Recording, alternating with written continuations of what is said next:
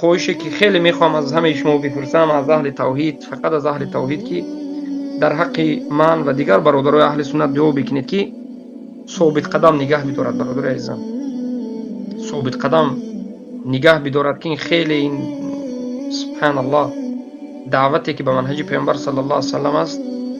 خود شما میبینید که پیامبر صلی الله علیه و سلم چگونه اذیت کشیده بودند.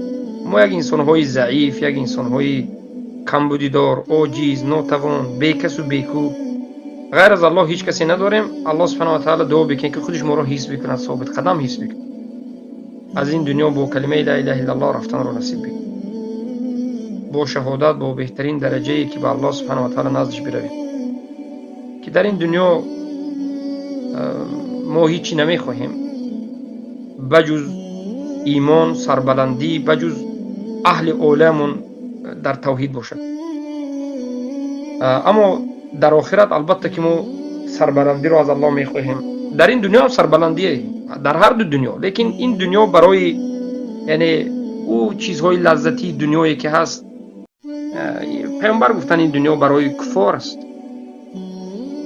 برای اهل توحید البته که آخرت است. از همین جهت اهل توحید ما باید همدیگر رو همیشه دعا بکنیم. دعا این یراق من شما است.